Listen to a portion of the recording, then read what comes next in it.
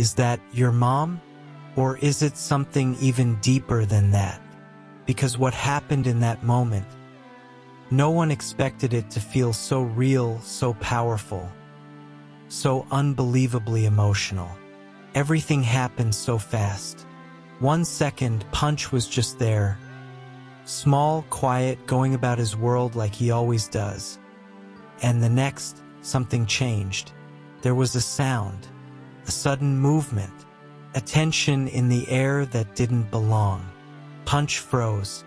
His tiny body stiffened, his eyes widened, and for a brief second, you could see it, that flicker of fear. Not loud, not dramatic, but deep, instinctive, the kind of fear that doesn't come from the moment, but from something much older, something remembered. He didn't run. He didn't cry out. Instead, he hesitated, like he didn't know what to do, like he was waiting.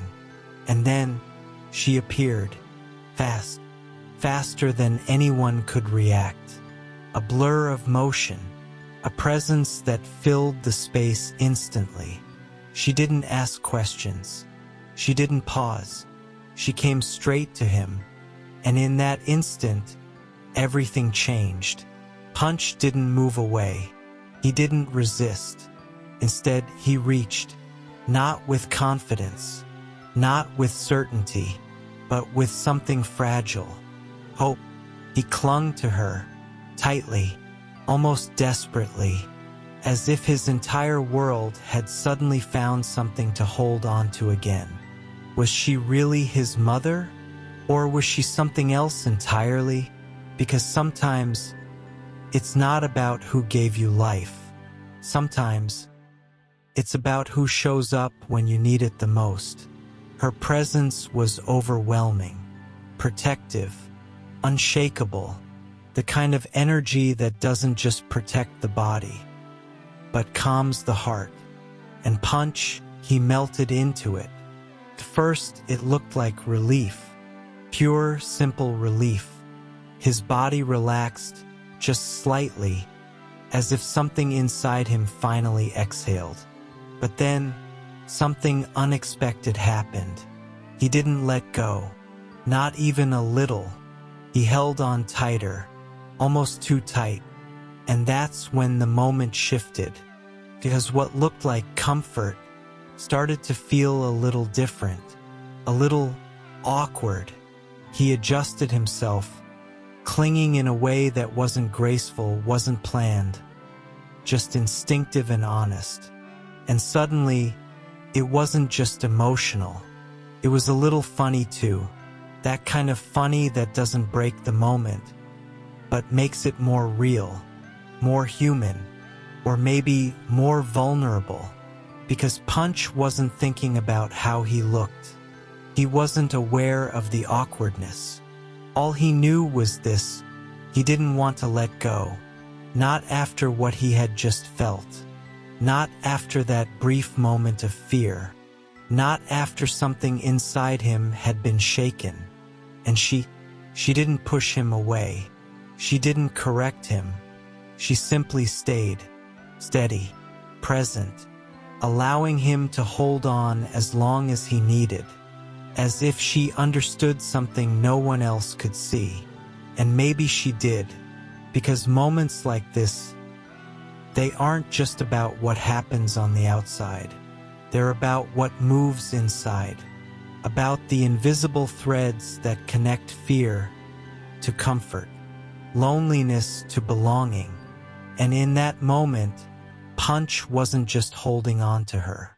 He was holding on to something deeper, something he may have been missing for a long time.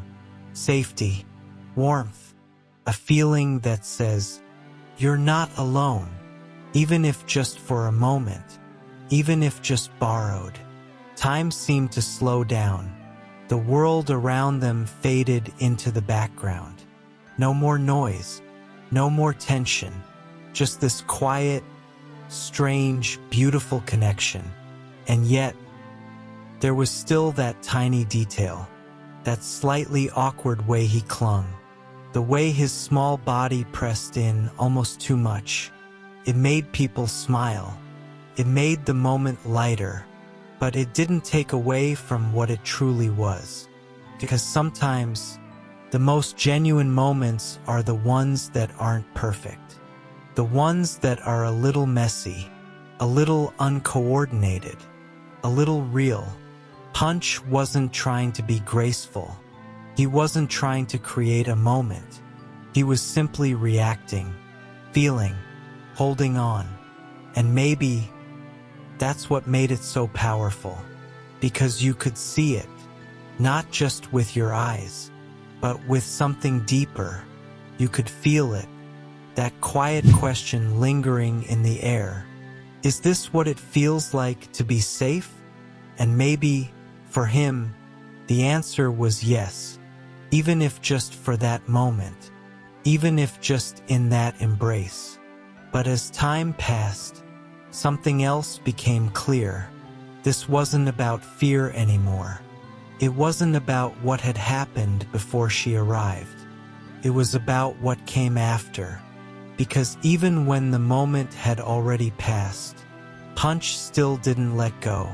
He shifted, adjusted, held on again, almost as if he was trying to memorize the feeling, to keep it, to make sure it didn't disappear too quickly. And that's when it became impossible to ignore. This wasn't just instinct. This was something deeper, something emotional, something that said, I need this, not in words, not in actions we can fully explain, but in presence, in closeness, in the simple act of staying. And she did stay, calm, unbothered, strong, like an anchor in the middle of something fragile. And Punch, he slowly softened. His grip changed, not as desperate, not as urgent, just gentle, still holding, but now with trust. The kind of trust that doesn't come instantly, the kind that builds, even in seconds. And then, something beautiful happened.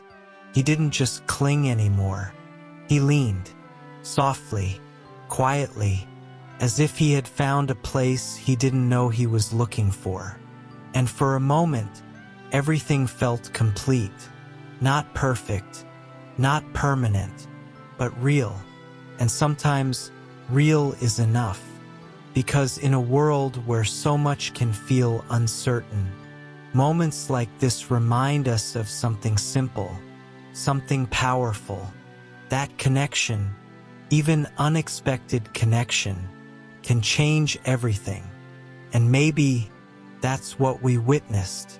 Not just a rescue, not just a reaction, but a moment where fear met comfort and turned into something unforgettable. So was she his mother? Maybe, maybe not. But in that moment, she was exactly what he needed. And sometimes, that's more important than anything else.